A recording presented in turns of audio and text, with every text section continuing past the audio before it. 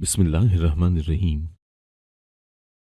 शादी से पहले मेरी जिंदगी आम लड़कियों जैसी थी, या शायद मुझे ऐसा लगता था। मैं अपने माँ बाप की इकलौती बेटी थी। छोटे से शहर में रहती थी जहाँ लोग बज़ाहिर एक दूसरे को जानते थे, मगर असल में कोई किसी को नहीं जानता था। हमारा घर सादा था मगर इज्जत और मोहब्बत से भरा हुआ। अम्मी सिलाई करती, अब्बू पुराने कपड़े बेचने का छोटा सा कारोबार करते और मैं ट्यूशन पढ़ाकर घर में थोड़ी बहुत मदद कर देती थी। मुझे कभी शादी का शौक ही नहीं था। मैं चाहती थी कि मैं पहले कुछ बनूं, कोई छोटी मोटी नौकरी करूं, फिर सोचूंगी कि शादी का वक्त आया भी है या नहीं। मगर हमारी सोसाइटी में लड़की की मर्जी अक्सर आखिरी चीज समझी जाती है, और यही वो जगह थी जहां मेरी जिंदगी पहली बार बदली, जब रुखसाना आंटी हमारे घर आई। रुखसाना आंटी वो औरत थी जो मोहल्ले भर में रिश्ते कराने वाली के नाम से मशहूर थी। लोग उनसे डरते भी थे और उन पर भरोसा भी करते थे। वो किसी की खुशी का भी जरिया बन सकती थी और किसी की बर्बादी का भी। मगर उस वक्त मैं ये बात नहीं जानती थी। एक शाम वो अम्मी के पास आई। मैं ट्यूशन पढ़ा रही थी कि अम्मी ने मुझे बुलाया। बेटा जरा आके सलाम दुआ कर लो। मैं आई तो उन्होंने मुझे सर से पांव तक देखा और बोली, माशाल्लाह बहुत प्यारी बच्ची है। मैं इसी के बारे में बात करने आई हूँ। अम्मी ने हैरानी से पूछा, किस बारे में? रुखसाना आंटी मुस्कुराकर बोली, रिश्ता है एक बहुत अच्छे खानदान का। लड़का पढ़े लिखे माहौल का है, अपना बिजनेस है, घर भी है, माँ बाप भी नेक हैं। बस लड़की शरीफ और घर संभालने वाली होनी चाहिए। और ये तो वैसे ही है। अम्मी के चेहरे पर खुशी और हैरत एक साथ उभरी। हाँ आंटी, लेकिन हमने तो अभी कुछ सोचा ही नहीं। ये सब थोड़ा जल्दी नहीं हो रहा? रुखसाना आंटी फौरन बोली, बीबी आजकल अच्छे रिश्ते बचते कहाँ हैं? जो मिले फौरन पकड़ लेना चाहिए। और वैसे भी लड़का आपकी बेटी को एक नजर देखकर पसंद कर बैठा है। ये बात मेरे लिए बहुत अजीब थी। उसने मुझे देखा भी है। कब? कहाँ? रुखसाना आंटी बोली, तो मस्जिद के गेट से निकल रही थी, वो अपनी अम्मी के साथ आया हुआ था। बस वहीं तुम्हें देख लिया था। मेरे अंदर एक बेचैनी सी उठी, मगर अम्मी अब्बू की खुशी देखकर मैं खामोश हो गई। तीसरे दिन लड़के वाले घर आए। उनका अंदाज बहुत मुहज्जब था। लड़के ने मुझसे ज्यादा बात नहीं की, बस चंद रस्मी सवाल पूछे। खाना बनाना आता है? पढ़ाई कहाँ तक की? शादी के बाद काम करने का इरादा है? मुझे वो ज्यादा बोलने वाला नहीं लगा, मगर बुरा भी नहीं। उसका अंदाज पुरसुकून था, शायद कुछ ज्यादा ही पुरसुकून। उसी रात अम्मी ने पूछा, तुम्हें रिश्ता ठीक लगता है? मैंने आहिस्ता से कहा, अम्मी मैंने उससे बात ही कम की है। अम्मी ने फौरन कहा, तुम्हारे अब्बू को तो बहुत पसंद आया है, घराना भी अच्छा है, आंटी ने भी बहुत तारीफ की है। रिश्ता पक्का होने के बाद मेरे घर आना जाना बढ़ गया। रुखसाना आंटी अक्सर आती, कभी लड़की की अम्मी के साथ, कभी किसी और औरत के साथ। वो हर बार कहती, बेटा तुम बहुत खुशनसीब हो, आजकल इतने अच्छे खानदान कहाँ मिलते हैं। लेकिन एक दिन मैंने रुखसाना आंटी को किचन में अम्मी से बात करते सुना। वो कह रही थी, देखिए बहन, कुछ बातें पहले ही क्लियर कर दूं। लड़की की तबीयत थोड़ी सख्त है। वो चाहता है कि बीवी उसकी बात से आगे ना बढ़े। थोड़ा हसास भी है, लेकिन मोहब्बत बहुत करता है। कोई बात नहीं, लड़कों का मिजाज थोड़ा सख्त हो तो भी चल जाता है। लेकिन मुझे उस जुमले ने बेचैन कर दिया। बात से आगे ना बढ़े, यह एक अजीब कंट्रोल करने वाली बात थी। फिर शादी से कुछ दिन पहले एक बहुत हैरान कुन वाकया हुआ। मैं बाजार में अम्मी के साथ गई तो वहां मैंने लड़के को देखा। वो अपने दोस्त के साथ फोन पर बात कर रहा था। यहाँ सब प्लान के मुताबिक हो रहा है, तुम फिक्र ना करो।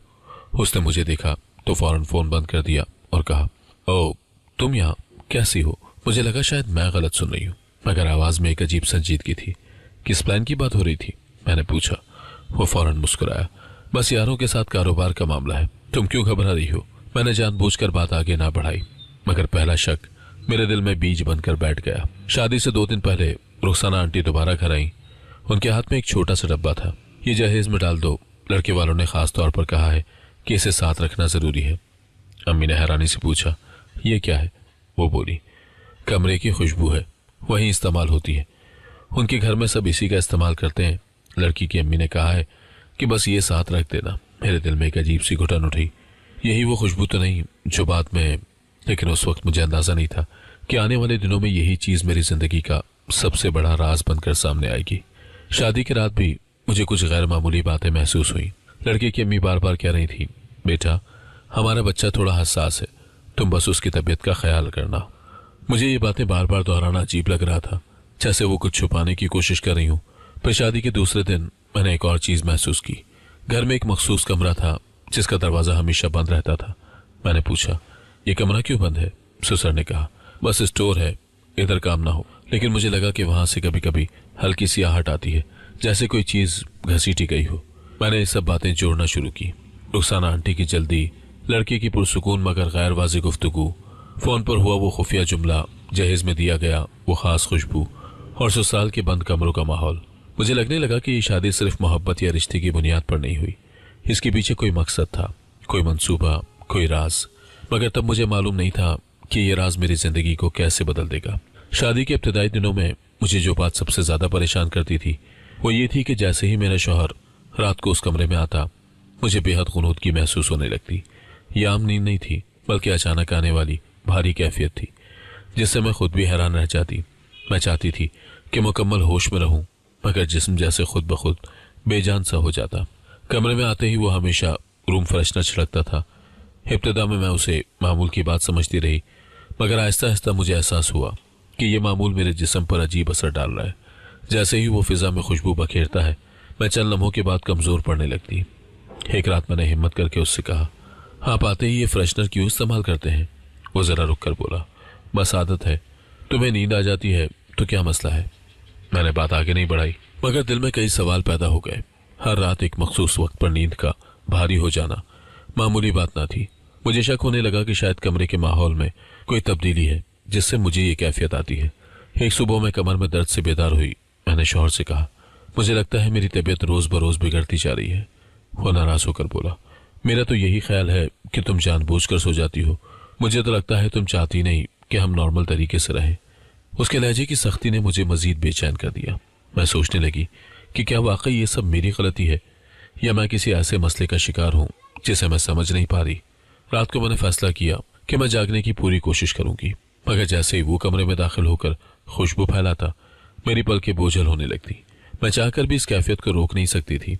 एक रात मैंने सोचा, अगर ये सब इत्तेफाक होता तो कभी कभी फर्क आता, मगर रोज एक ही वक्त पर नींद आना ये मामूली बात नहीं है। मैंने अगले दिन से अपने शौहर की हरकतों को गौर से देखने का फैसला किया। मैंने देखा कि वो फ्रेशनर की बोतल को बहुत एहतियात से इस्तेमाल करता है।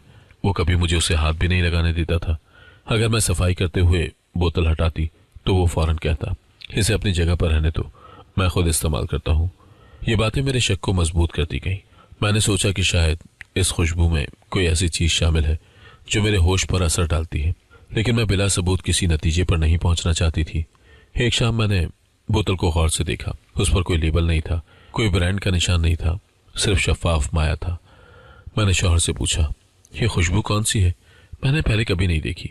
वो फौरी बोला, बस एक सादा सी खुशबू है, तुम क्यों इतने सवाल करती हो? उसने बोतल फौरन दूसरी जगह रख दी, जैसे उसे डर हो कि मैं ज्यादा करीब ना आ जाऊं। उस लम्हे मैंने समझ लिया कि कुछ ना कुछ इसमें जरूर है जो वो चाहकर भी मुझे नहीं दिखाना चाहता। उस रात मैंने बिस्तर पर लेटकर सोचा कि अगर मैं इसी तरह बेखबरी में रहूंगी तो कभी भी असल बात नहीं जान सकूंगी। मुझे किसी तरह इस मामूल का सिरा पकड़ना था। मैंने दिल में कहा, अब बस मुझे जो कुछ भी है समझना होगा। चंद रातों तक मैंने सोने का नाटक किया। मैं अपनी सांसें आहिस्ता रखकर देखती कि वो कमरे में आकर क्या करता है। मैंने महसूस किया कि वो हमेशा एक ही तरीके से फ्रेशनर इस्तेमाल करता है, खिड़की की सिमत, फिर बिस्तर के करीब, फिर दरवाजे के आसपास, जैसे उसके जहन में कोई खास तरतीब तयशुदा हो। एक रात मैंने दोबारा उससे बात करने की कोशिश की। मुझे लगता है कि इस खुशबू से मेरी तबीयत मुतासिर हो रही है, कभी हम इसे बदल कर देखें? वो फौरन बोला, नहीं ये ठीक है, तुम बस बिला वजह सोचती हो। उसके अंदाज में एक तरह की जल्दी थी, जैसे वो बस बात बदलना चाहता हो। मैंने उस रात एक और चीज नोट की, जैसे ही खुशबू फैलती वो मुझसे थोड़ा दूर होकर बैठ जाता और मेरी हालत को गौर से देखता, जैसे उसे इंतजार हो कि कब मेरी आंखें बोझल हो। ये रवैया पहले कभी महसूस नहीं किया था, शायद इसलिए कि मैं हमेशा जल्दी सो जाती थी। अगली सुबह मैंने फैसला किया कि मैं पूरे घर में मुख्तलिफ जगहों की खुशबू और माहौल का मुआवजा करूंगी। हैरत अंगेज बात यह थी कि पूरा घर आम सा महसूस होता, सिर्फ हमारा कमरा ही कभी भारी और कभी दम घुटने जैसा लगता था। मैंने अम्मी को फोन करके कहा, अम्मी मुझे कुछ दिन आपके पास रहना है, बस तबीयत ठीक नहीं लग रही। अम्मी ने फौरन कहा, आ जाओ बेटा जब चाहो। मगर मैं जानती थी कि अभी जाना हल नहीं है, क्योंकि मुझे पहले हकीकत तक पहुंचना था। रात को मैंने अपने आप से कहा, अगर ये सब वाकई खुशबू की वजह से है तो मुझे उसके इस्तेमाल से पहले और बाद में अपनी कैफियत का फर्क देखना होगा।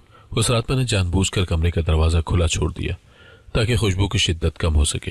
हैरत अंगेज तौर पर उस रात नींद जल्दी नहीं आई। मेरा जिस्म निस्बतन होश में रहा। मैं सोचने लगी, शायद वाकई ये खुशबू ही मसला है, मगर इसमें ऐसा क्या है? इस सवाल ने मेरे जहन में एक नया दरवाजा खोला। अगर ये खुशबू मुझे नींद और कैफियत में धकेलती है तो इसका मकसद क्या है? मेरा शौहर ऐसा क्यों चाहता है और ये कब से हो रहा है? अब मैं फैसला कर चुकी थी कि मैं सिर्फ मुशाहिदा नहीं करूंगी, बल्कि अगले मरहले में जाकर मालूम करूंगी कि ये सब किस मकसद के लिए किया जा रहा है। ये रात मेरे लिए एक नया आगाज थी, शक से यकीन तक का रास्ता और खामोशी से सच्चाई तक पहुंचने का अज़म। मैंने महसूस किया कि जैसे ही मेरा शौहर कमरे में दाखिल होता, सबसे पहले वो रूम फ्रेशनर छिड़कता। यह हरकत इतनी बाकायदगी से होती कि इसे मामूल समझना मुश्किल था। मुझे पहले तो यही लगा था कि शायद वो खुशबू पसंद करता है, लेकिन अब मैं देख रही थी कि इस खुशबू के फौरन बाद मेरी हालत बदल जाती है। एक दिन मैंने खुद से कहा, अगर नींद सिर्फ खुशबू के बाद आती है तो कहीं ये खुशबू ही तो वजह नहीं। मैंने कई दिन तक इस बात को बगौर देखा।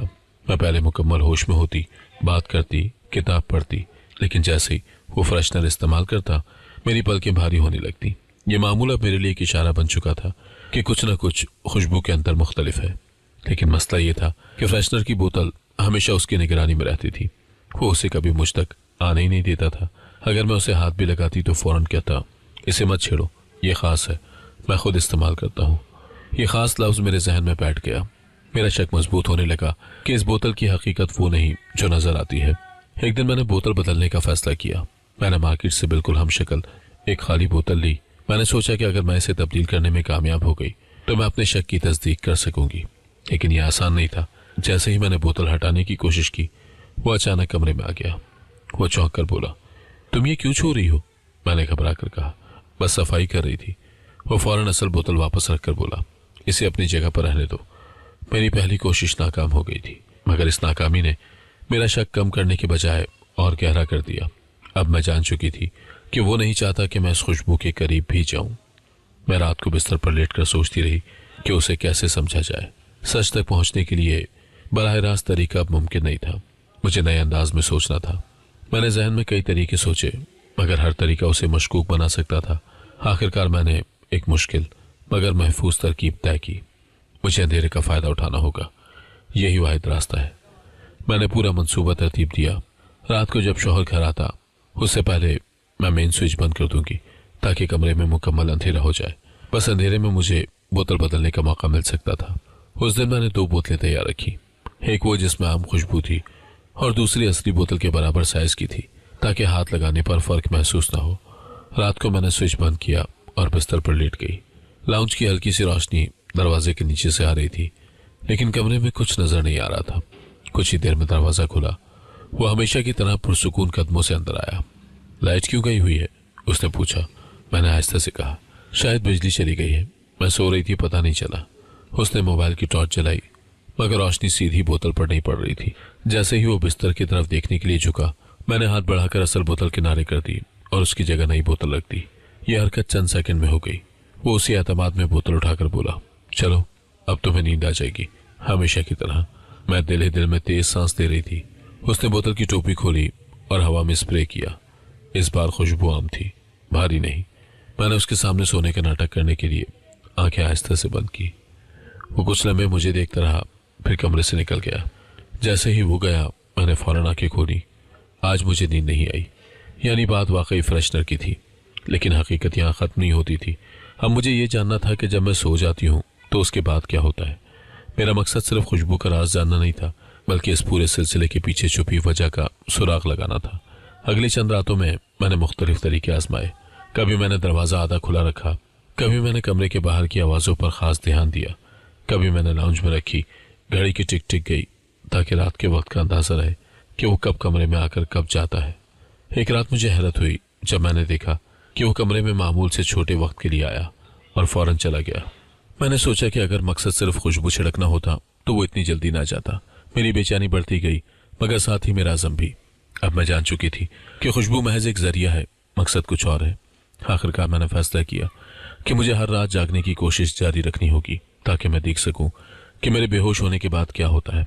मैं जान चुकी थी कि खुशबू में कुछ ऐसा है जो मुझे गैर मामूली तौर पर गुनूदगी में धकेल देता है। इसीलिए मैंने एक पूरी रात मनसूबाबंदी में गुजार दी कि मैं कैसे असल बोतल को बदल कर उसके बाद होने वाले वाकयात का जायजा ले सकूं। रात का वक्त आया तो मैंने पूरा घर देखकर ये यकीन कर लिया कि वो अभी वापस नहीं आया।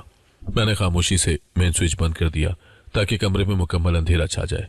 ऐसा करना मेरे मंसूबे का अहम हिस्सा था, क्योंकि रोशनी में बोतल बदलना मुमकिन ही नहीं था। कमरे में अंधेरा फैलते ही मैं आहिस्तेगी से ड्रेसिंग टेबल के पास गई। मैंने हाथों से राह टटोल कर असल फ्रेशनर की बोतल हटाई और उसकी जगह वो बोतल रख दी जिसमें आम खुशबू थी। दोनों बोतलों का साइज और वजन तकरीबन एक जैसा था ताकि हाथ लगने पर फर्क महसूस ना हो। मैंने बोतल बदलकर बिस्तर पर लेटते हुए गहरी सांस ली। अगर आज ये मंसूबा कामयाब हुआ तो मेरे शक की बुनियाद मजबूत हो जाएगी, मैंने खुद से कहा। मैंने आंखें बंद करके सोने का नाटक शुरू कर दिया, मगर मेरा पूरा जहन होशियार था। चंद मिनट के बाद दरवाजे पर हल्की सी चाप हुई। वो घर आ चुका था। दरवाजा खुला और वो हस्बे मामूल मोबाइल की मध्यम टॉर्च जलाकर अंदर आया। उसने मुझे देखा तो हमेशा की तरह ये समझ लिया कि मैं पहले से सो रही हूँ। उसके चेहरे पर वही हल्की सी मुस्कुराहट थी जो पिछले कुछ दिनों में मैंने महसूस की थी, जैसे उसे तवक्को हो कि मैं हर रात इसी तरह बेहिस पड़ी रहूंगी। वो आराम से ड्रेसिंग टेबल की तरफ बढ़ा। मैंने दिल ही दिल में दुआ की कि उसकी नज़र बोतल की मामूली फर्क पर ना जाए।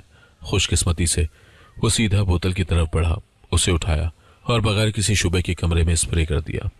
इस बार खुशबू मामूली थी, मेरे जिस्म पर कोई असर नहीं हुआ। मैंने सोने का नाटक जारी रखते हुए आहिस्ता से सर ढीला छोड़ा। वो मेरे पास आकर बैठा। सो गई हो? ठीक है, जैसे हमेशा होता है, उसने आहिस्ता से कहा। मुझे अंदाजा था कि वो मेरे रद्द अमल का जायजा ले रहा है। मैंने उंगली तक न हिलाई। कुछ लम्हों के बाद उसने मेरे गाल को हल्का सा छुआ, जैसे तस्दीक कर रहा हो कि मैं वाकई बेखबर हूं। फिर वो एकदम उठा और कमरे से बाहर चला गया। दरवाजा बंद होने की आवाज आहिस्ता से गूंजी। मैंने फौरन आंखें खोल ली। पूरा कमरा मुकम्मल अंधेरे में डूबा हुआ था। मैंने आहिस्ता से बैठकर खुद को संभाला। अगर वो मुझे सोता देखकर बाहर जा रहा था तो वो हर रात कहाँ जाता है? ये सवाल पहली बार मेरे जहन में वाज़ेह अंदाज में उभरा था। मैंने कभी तसव्वुर भी नहीं किया था कि कमरे से बाहर की सरगर्मियां भी मसले का हिस्सा हो सकती हैं। मैंने कुछ लम्हे इंतजार किया ताकि यकीन हो जाए कि वो वापस नहीं आ रहा। फिर मैं बिस्तर से उतरी और दरवाजे के करीब गई। मैंने एहतियात से दरवाजा खोला ताकि कोई आवाज ना हो। बाहर लाउंज में हल्की सी रोशनी थी, शायद बाहर वाली गली के बल्ब से। मैंने कदम दबे पांव रखे और कान लगाकर सुना। कुछ देर तक सिर्फ खामोशी थी, फिर दूर से हल्की सी सरगोशियां सुनाई दी, जैसे कोई गुफ्तगू कर रहा हो। मैंने लाउंज के कोने में खड़े होकर आवाज का रुख जानने की कोशिश की। वो स्टोर रूम की तरफ से आ रही थी। स्टोर रूम वो जगह थी जहां वो आमतौर पर कम ही जाता था। मैंने आहिस्ता से कदम उठाए और करीब होकर दरवाजे के नीचे से रोशनी देखी। अंदर कोई मौजूद था। मैंने गौर से सुना। वक्त कम है, वो जाग न जाए। ये मेरे शौहर की आवाज थी। उसके साथ दूसरे शख्स की आवाज भी थी जो कह रहा था, काम जल्दी हो जाएगा, तुम फिक्र न करो। मेरी सांस रुक गई, मगर मैंने खुद को संभाल कर फौरन पीछे हटा लिया। मुझे वहां ज्यादा देर रुकना खतरनाक हो सकता था। मैंने तेजी मगर खामोशी से वापस अपने कमरे में आई और पहले की तरह बिस्तर में लेटकर नींद का नाटक करने लगी। कुछ मिनट के बाद वो वापस आया, जैसे यकीन करने आया हो कि मैं जाग तो नहीं रही। उसने कमरे में झांका। मैंने सांसों की रफ्तार भी नॉर्मल रखी ताकि कोई फर्क महसूस ना हो। वो चलना में खड़ा रहा, फिर बाहर चला गया। ये पहली बार था जब मुझे एहसास हुआ कि फ्रेशनर महज एक जरिया है। असल मसला वो सरगर्मियां हैं जो मेरे बेखबर होने के बाद होती हैं। अगली सुबह मैंने ये जाहिर नहीं होने दिया कि मुझे कुछ मालूम है। नाश्ते पर मैंने आम बातें की, मगर अंदर से अब मैं पहले वाली औरत नहीं थी। मैंने फैसला कर लिया था कि मैं अब सिर्फ मुशाहिदा नहीं करूंगी बल्कि सबूत तलाश करूंगी। मैंने पूरे दिन घर के मुख्तलिफ हिस्सों में जाकर छोटी छोटी चीजों का जायजा लिया। कौन सा कमरा कब खुलता है, कौन सी जगह ज्यादा साफ नहीं रहती, कौन सा दरवाजा रात को खुलता या बंद होता है। उस दिन मैंने लाउंज में रखी छोटी मेज पर मामूली सा निशान देखा, जैसे कोई चीज वहां से घसीटी गई हो। मैंने उस निशानी को जहन में महफूज कर लिया। रात को दोबारा मैं वही मंसूबा दोहराने को तैयार थी, मगर इस बार मेरा मकसद सिर्फ होशियार रहना नहीं था बल्कि देखना था कि वो कमरे से निकलकर कहाँ जाता है। मेरी जिंदगी के राज की गिरह अब खुलने के करीब थी, मगर उनके पीछे छुपी हकीकत शायद मेरी तवक्को से ज्यादा संगीन थी। जो कुछ मैंने देखा और महसूस किया था, उसके बाद मेरी रातें पहले जैसी नहीं रह सकती थी। मैं जान चुकी थी कि मेरे शौहर के रात के मामूलात आम नहीं थे और उसके कमरे से बाहर जाने की वजह यकीनन किसी खुफिया सरगर्मी से जुड़ी हुई थी। उसी रात मेरा इरादा था कि मैं ज्यादा से ज्यादा होशियार रहूं, चाहे मैं सोने का नाटक करूं मगर जहन मुकम्मल जागता रहे। रात का कुछ हिस्सा गुजर गया था कि अचानक कमरे के बाहर कदमों की आवाजें उभरी। ये आवाजें एक शख्स की नहीं थी, जैसे 2 या 3 लोग आहिस्ता आहिस्ता चल रहे हों। मैं फौरन चौकन्ना हो गई, मगर जिस्म बिल्कुल बेहरकत रखा। मैंने आहिस्ता से सांस लेने और आंखें बंद रखने का पूरा ड्रामा जारी रखा। दरवाजा आहिस्ता से खुला। एक मानूस आवाज सबसे पहले आई, मेरे शौहर की। उसके साथ 2 अलग आवाजों की मौजूदगी वाज़ेह थी। मेरा दिल एक लम्हे को जैसे रुक गया, मगर मैंने खुद को संभाल कर सोने का नाटक बरकरार रखा। अंधेरे में कदमों की हल्की चाप कमरे में दाखिल हुई। मैंने अंदाजा लगाया कि दोनों अफराद मेरे बिस्तर के पास आ रहे हैं। कमरे की फिजा अजीब तौर पर बोझल हो गई थी। मेरे शौहर ने आहिस्ता मगर हुक्म देने वाले अंदाज में कहा, जल्दी करो, ज्यादा वक्त नहीं है, जिस काम के लिए आए हो वो कर लो और रकम रख कर चले जाना। ये जुमला मेरे लिए एक ऐसा सदमा था जिसने पूरी कहानी का रुख बदल दिया। वो किन लोगों से बात कर रहा था और किस काम की बात हो रही थी? मेरे जहन में कई सवाल एक साथ आ गए, मगर जिस्म हरकत करने से कासिर था, क्योंकि मुझे अपनी हिफाजत भी करनी थी। दो अफराद बिस्तर के पास बैठ गए। मैंने आंखें बंद रखी, मगर उनकी सांसों की आवाज करीब से सुनाई दे रही थी। एक ने कहा, रोशनी कम है, मोबाइल की टॉर्च ऑन कर लूं? दूसरे ने फौरन टॉर्च जला दी। रोशनी मेरे चेहरे पर नहीं पड़ी, बल्कि इर्द गिर्द के माहौल पर थी। वो मुझे ऐसे देख रहे थे जैसे मैं किसी चीज का हिस्सा नहीं, बल्कि महज एक खामोश मौजूदगी हूं, जिसका मकसद सिर्फ वहां होना है। उन्होंने कोई ऐसा अमल नहीं किया जो यूट्यूब पॉलिसी के खिलाफ हो, मगर वो मेरे इर्द गिर्द की सूरत हाल की तस्वीर ले रहे थे, जैसे कमरे की तरतीब, बिस्तर की हालत में मैं किस तरफ लेटी हूँ और कौन से जाविये में रोशनी बेहतर आ रही है। मेरा दिल धड़क रहा था, मगर मैंने पलक तक न हिलाई। मुझे मालूम था कि एक लम्हे की गलती बहुत खतरनाक साबित हो सकती है। एक शख्स ने कहा, बस ये आखिरी तस्वीर रह गई है, फिर काम खत्म हो जाएगा। दूसरा बोला, हाँ बस जल्दी, कोई जाग ना जाए। मेरे शौहर की आवाज फिर आई, बस खत्म करो और निकल जाओ, सुबह तक सब संभाल लूंगा। ये सब सुनकर मैं अंदर ही अंदर लरस गई। पहली बार मुझे यकीन हुआ कि मेरे शौहर के मामलात इनफरादी नहीं, बल्कि किसी मुनज़्ज़म सरगर्मी से जुड़े हुए हैं, मगर उस सरगर्मी की नौयत अभी मुकम्मल वाज़ेह नहीं थी। मैं जानती थी कि असल सच्चाई सामने आने में अभी कई परतें बाकी हैं। थोड़ी देर के बाद उन दोनों ने अपने मोबाइल बंद किए, आहिस्ता से उठे और दरवाजे की तरफ बढ़ गए। कदमों की चाप दूर होती गई और फिर दरवाज़ा बंद होने की आवाज़ आई। कमरे में दोबारा सन्नाटा छा गया। मैं बेजान पड़ी रही, क्योंकि मुझे मालूम था अभी शौहर दोबारा आकर देख सकता है कि मैं जाग रही हूं या नहीं। और वाकई चंद मिनट के बाद दरवाज़ा दोबारा खुला। वो मेरे करीब आया।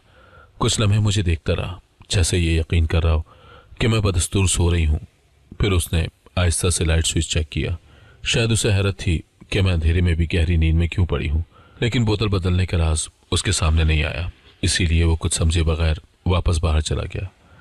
दरवाज़ा बंद हुआ और मैंने आहिस्ता से आंखें खोल दी। मेरी सांसें तेज थी, मगर मैंने खुद को संभाला। ये लोग कौन थे और वो क्या बेचते या क्या खरीदते हैं? उस रात मुझे सिर्फ एक बात का पक्का यकीन हुआ, मेरे कमरे में शौहर के अलावा और लोग भी आते रहे हैं, वो भी तब जब मैं बेहोशी की हालत में होती थी। लेकिन यहाँ ये बात वाज़ेह करना ज़रूरी है कि मेरी कहानी में किसी भी गैर मुनासिब या हसास जिस्मानी तफसील को शामिल नहीं किया गया है। असल मौजू घरेलू राज, खुफिया सरगर्मी और धोखाधही और जहनी इस्तेमाल के गिर्द घूम रहा है, जो अपनी फितरत में एक सोशल थ्रिलर है। मैंने बिस्तर से उठकर कमरे को देखा। कुछ चीज़ें मामूल से ज़रा हटी थी, जैसे ड्रेसिंग टेबल के पास रखी कुर्सी पहले से कुछ आगे थी, पर्दा एक तरफ ज़्यादा खिसका हुआ था और मेज़ पर एक छोटी सी कागज़ की पर्ची जैसे किसी की जेब से गिरी हो।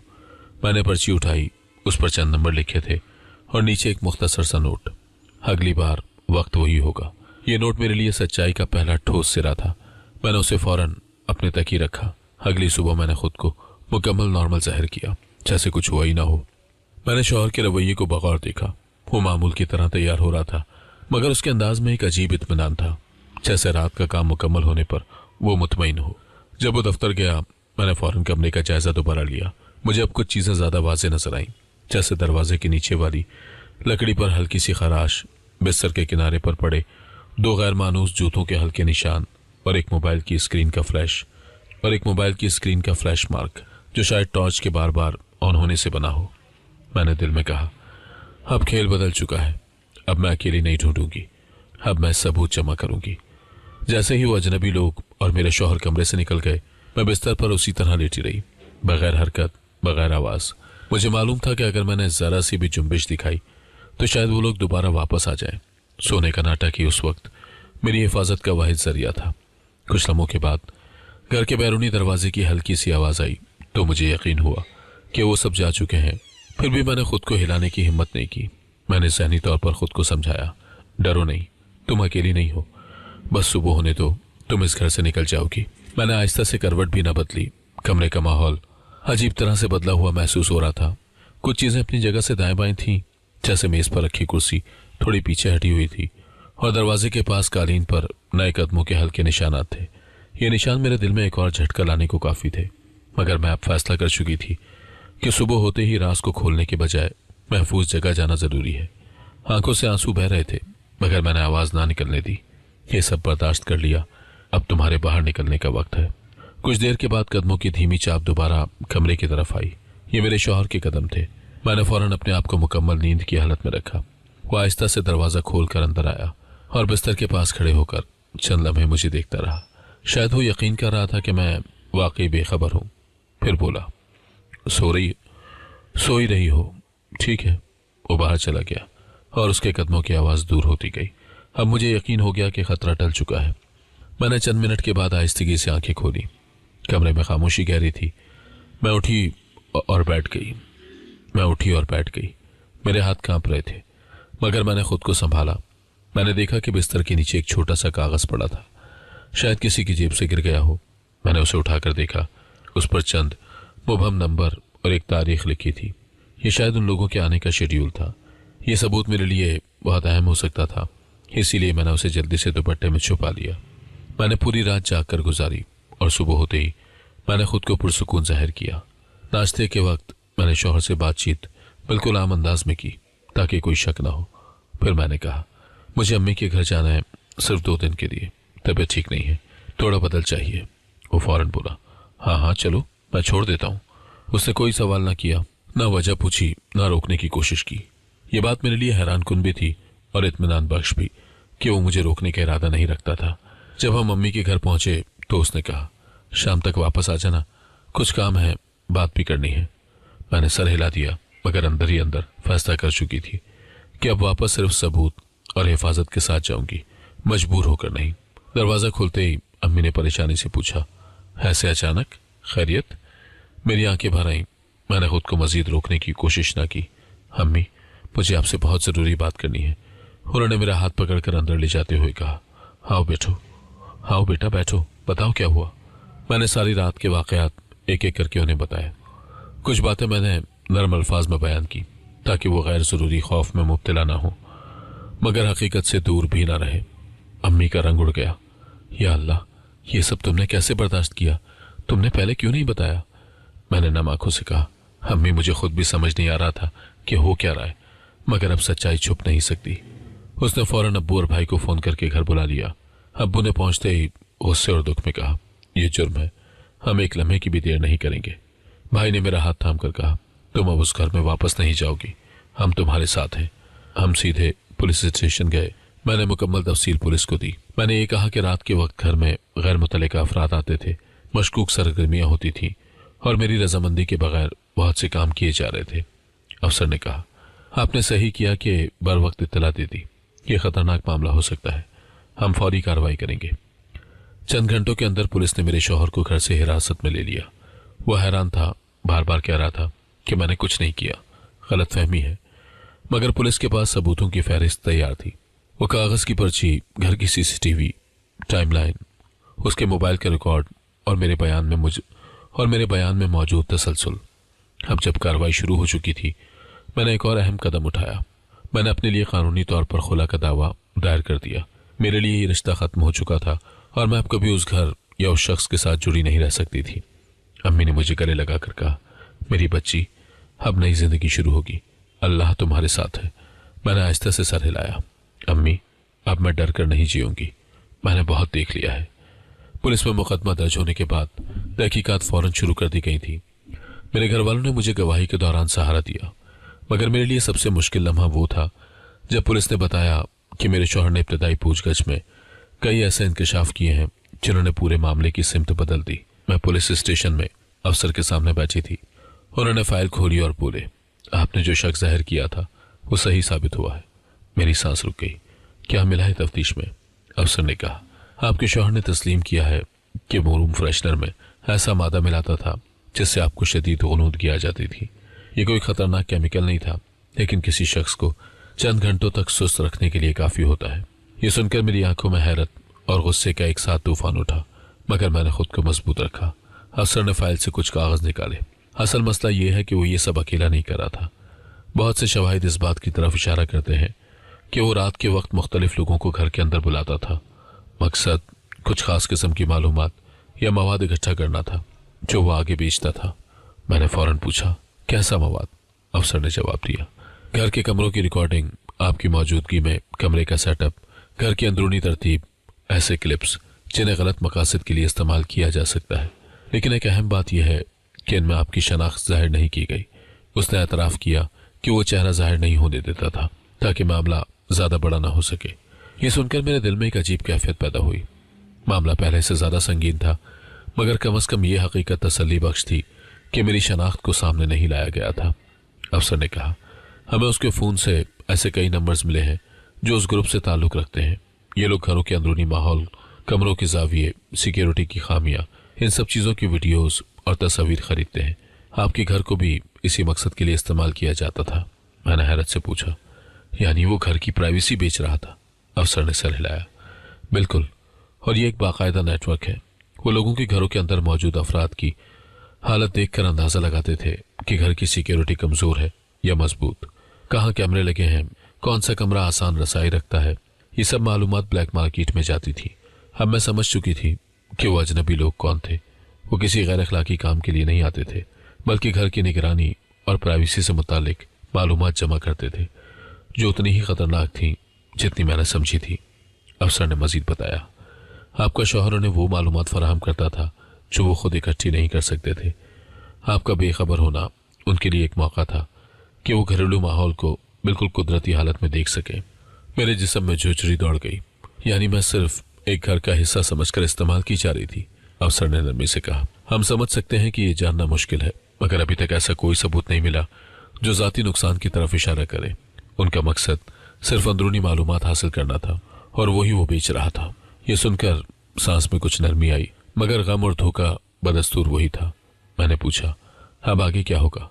अफसर ने जवाब दिया, आपके शौहर ने जुर्म कबूल कर लिया है। हमने उस नेटवर्क के मजीद अफराद को भी ट्रेस करना शुरू कर दिया है। आपकी तरफ से जो सबूत जमा हुए हैं वो कागज, बोतल और घर के निशानात सब केस को मजबूत बना रहे हैं। मैंने आहिस्ता से कहा, मैं चाहती हूँ कि इसे मुकम्मल सजा मिले ताकि कोई और औरत ऐसे धोखे का शिकार ना हो। अफसर ने कहा, हम पूरी कोशिश करेंगे। घर वापसी के बाद अम्मी ने मेरा माथा चूमा। बेटा, सच जानना कभी आसान नहीं होता, मगर तुमने बहुत हिम्मत दिखाई है। मैंने सर झुकाकर कहा, अम्मी, उसने मुझे बीवी समझकर नहीं देखा, सिर्फ एक जरिया समझा। अम्मी ने मुझे गले लगा लिया, लेकिन अब सब खत्म हो चुका है, तुम महफूज हो, और यही सबसे अहम बात है। कुछ दिन के बाद खबर मिली कि पुलिस ने उस गिरोह के मजीद 3 अफराद को गिरफ्तार कर लिया है। इस बात की तस्दीक हो गई थी कि मेरा शौहर घर को ऐसी मालूमात फराहम करने के लिए इस्तेमाल करता था जो बैरूनी खरीदारों के लिए कीमती समझी जाती थी। अदालत में पेशी के दौरान उसने सर झुकाकर सब मान लिया। उसका कहना था, मुझे पैसों की ज़रूरत थी, मेरे पास और कोई रास्ता नहीं था। मैंने सोचा कि वो कभी नहीं जागेगी। मुझे उसकी सफाई में कोई वजन महसूस नहीं हुआ। धोखा चाहे जिस मकसद से हो, धोखा ही होता है। अदालत ने उसे तहवील में भेज दिया और केस की समाअत जारी रही। मैंने भी अब खुला की दरखास्त मुकम्मल कर दी थी ताकि जिंदगी के स्याह बाब पर आखिरी मोहर भी लग सके। तलाक के बाद मैं अपनी माँ के घर मुस्तकिल तौर पर आ गई। वो दरवाज़ा जिसके पीछे मैंने कई रातें खौफ और बेअतमादी में गुजारी थी, हमेशा के लिए बंद हो चुका था। मैं अब एक ऐसी जिंदगी में दाखिल हो रही थी जहां तकलीफ तो थी, मगर कम अज कम धोखा नहीं था। अम्मी रोज मुझे समझाती, बेटा, जिंदगी रुक नहीं जाती, कोई अच्छा रिश्ता मिले तो सोच लेना, तुम अभी बहुत जवान हो। लेकिन मैं हर बार एक ही जवाब देती, अम्मी, मैं दोबारा ऐसे घर में नहीं जाना चाहती जहां मुझे फिर अपने तहफ्फुज़ का डर हो। अभी नहीं, शायद कभी भी नहीं। मैं अब मर्दों से नहीं डरती थी, मगर एतमाद वो चीज़ थी जो टूट कर बिखर चुकी थी। उसे दोबारा जोड़ने में शायद पूरी जिंदगी लग जाती। बड़े सदमे के बाद मेरा जहन बिखर चुका था। मैं अक्सर रातों को जाग कर थोड़ी सी आवाज़ पर चौंक जाती और कई बार मुझे लगता कि मैं अब भी उसी घर में हूँ। और अम्मी जैसे ही देखती मेरे पास आकर बैठ जाती, बेटा, वक्त के साथ सब ठीक हो जाएगा। मगर वक्त ने साबित किया कि कुछ जख्मों को भरने के लिए सिर्फ हौसला काफ़ी नहीं होता। मैं माहिर नफ्सियात के पास जाने लगी, जहाँ मैंने पहली बार अपनी कैफियत को खोलकर बयान किया। डॉक्टर ने कहा, आपने बहुत कुछ देखा है, ये डिप्रेशन नहीं, जहनी थकन है। आपको वक्त, हिफाजत और जहनी सुकून चाहिए। मैंने पूछा, क्या मैं कभी नॉर्मल हो सकूंगी? डॉक्टर ने नरमी से कहा, बिल्कुल, लेकिन आपको अपने आप पर भरोसा करना होगा। आपने गैर मामूली हिम्मत दिखाई है, अक्सर लोग ऐसा नहीं कर पाते। ये अल्फाज मेरे अंदर एक नई बुनियाद बनने लगे। कुछ महीनों के बाद मेरे अंदर आहिस्ता आहिस्ता एक समझदारी पैदा होने लगी। मैंने अपनी कहानी लिखी, औरतों की हिफाजत पर छोटे लेक्चर दिए और अपने चंद दोस्तों को भी मशवरा देना शुरू किया कि शादी के बाद अगर घर की फिजा, माहौल, साथी के रवैये या जिस्मानी कैफियत में कुछ गैर मामूली महसूस हो तो उसे कभी मामूली ना समझे। मैंने बारहा कहा, अगर आपको लगे कि कोई बात ठीक नहीं तो खामोश ना रहे, सच को जानने की कोशिश करें। मेरा सबसे बड़ा मकसद यही था कि कोई और औरत मेरे जैसी सूरत हाल का शिकार ना हो। कहीं कोई अकेली लड़की शुबे को सिर्फ अहम समझकर नजरअंदाज ना कर दे। मैंने अपने सामने आने वाली लड़कियों से कहा, अगर आपको बार बार एक ही कैफियत आए, कोई चीज़ गैर मामूली लगे या घर में कोई ऐसा अमल हो जिसे आप ना समझ सकें, तो यकीन करें ये किस्मत नहीं, एक इशारा होता है। हर हफ्ते मेरे पास एक दो औरतें ज़रूर आती थीं जो कहती थीं, हमें लगा कि शायद घर में कुछ गैर मुनासिब हो रहा है, लेकिन हमने डर के मारे खामोशी इख्तियार कर ली थी। मैं उन्हें यही जवाब देती, खामोशी कभी मसले का हल नहीं बनती। आहिस्ता आहिस्ता मेरा दिल मजबूत होता गया। मैंने अपनी ज़िंदगी के उस तारीख बाब को एक सबक में बदलना शुरू कर दिया। मैंने एक रोज़ अम्मी से कहा, मैं अपनी ज़िंदगी खुद बनाऊंगी, मुझे किसी पर भरोसा करने की ज़रूरत नहीं। मैं चाहूँ तो अपना काम शुरू कर सकती हूँ, पढ़ाई कर सकती हूँ, आगे बढ़ सकती हूँ। अम्मी खुश होकर बोली, बस यही चाहती थी मैं, तुम दोबारा जियो। मैंने सिलाई और डिज़ाइनिंग का काम शुरू किया, घर से ही छोटा कारोबार बनाया। रफ्ता रफ्ता मुझे एहसास हुआ कि मैं टूटने के बाद दोबारा बन रही हूँ, अपने तरीके से, अपनी शर्तों पर। यह सफ़र आसान नहीं था, मगर एक बात मैंने सीख ली थी, औरत जब अपनी हिफाजत और अपनी इज्जत के लिए खड़ी हो जाए तो दुनिया की कोई ताकत उसे कमज़ोर नहीं कर सकती। आखिर में मैंने अपनी कहानी से यही पैगाम दिया, कोई गैर मामूली बात अगर बार बार हो रही हो, उसे कभी नज़रअंदाज ना करें, उसे समझे, उसकी तह तक जाएं और ज़रूरत पड़े तो आवाज़ उठाएं। आपकी खामोशी किसी और के फ़ायदे के लिए इस्तेमाल हो सकती है, लेकिन आपका कदम आपकी ज़िंदगी बचा सकता है। इस सारे मामले के ख़त्म होने के बाद मुझे लगा था कि शायद मेरी ज़िंदगी अब एक सीधे रास्ते पर आ जाएगी, मगर हकीकी कहानियाँ कभी इतनी जल्दी ख़त्म नहीं होती। किस्सा उस दिन दोबारा शुरू हुआ जब मैं अपनी अम्मी के घर के बाहर पुरानी गली से गुजर रही थी और मेरी नज़र एक मानूस औरत पर पड़ी, रुखसाना आंटी। वो वही रिश्ता कराने वाली औरत थी जिसने मेरी शादी का इंतज़ाम करवाया था और मेरे लिए ये सब धोखे का दरवाज़ा खोला था। मैं एक लम्हे को रुक गई। वो मुझे देख कर ठिठक गई, जैसे उसे यकीन ना आया हो कि मैं उसे पहचान गई हूँ। मैं आगे बढ़ी और पुरसुकून आवाज़ में कहा, आंटी आप यहाँ? वो घबरा कर बोली, बस बेटा इधर से गुजर रही थी, तुम कैसी हो? मैंने आंखों में आंखें डालकर कहा, अच्छी हूँ, मगर आपने मुझे जिस घर में भेजा था उसके बारे में आप सब जानती थी ना? रुखसाना आंटी का चेहरा एकदम नीला पड़ गया। मैं तो कुछ नहीं जानती थी बेटा, वो लोग खुद को बहुत अच्छा जाहिर करते थे। मैंने बात काट कर कहा, आप वाकई नहीं जानती थी? ये आपको पता था क्योंकि पुलिस ने बताया है कि उसी गिरोह का राब्ता रिश्ता कराने वालियों के जरिए होता था। वो हड़बड़ा कर पीछे हटी। मैंने कुछ नहीं किया, मेरा इसमें कोई हाथ नहीं। मैंने नरम मगर मजबूत लहजे में कहा, अगर आप बेकसूर थी तो डर क्यों रही हैं? मैंने कोई शिकायत आपके नाम पर नहीं लिखी, लेकिन अब हर लड़की को खबरदार करूंगी कि किसी के खूबसूरत वादों पर फौरन यकीन न करे। रुखसाना आंटी खामोश हो गई। पहली बार मैंने उनकी आंखों में खौफ देखा, ऐसा खौफ जो सिर्फ कसूर जानने वाले को होता है। मैंने घर की तरफ कदम बढ़ाए। मेरा सच दूसरों के तहफ्फुज़ की शुरुआत बनने वाला था। अगर आपको आज की कहानी पसंद आई है तो वीडियो को जरूर लाइक कीजिएगा और अपने दोस्तों के साथ भी शेयर कीजिएगा। और हाँ, अगर आपने अभी तक हमारा चैनल सब्सक्राइब नहीं किया तो जरूर सब्सक्राइब करें। मिलते हैं कल एक नई और दिलचस्प कहानी के साथ। अल्लाह हाफिज।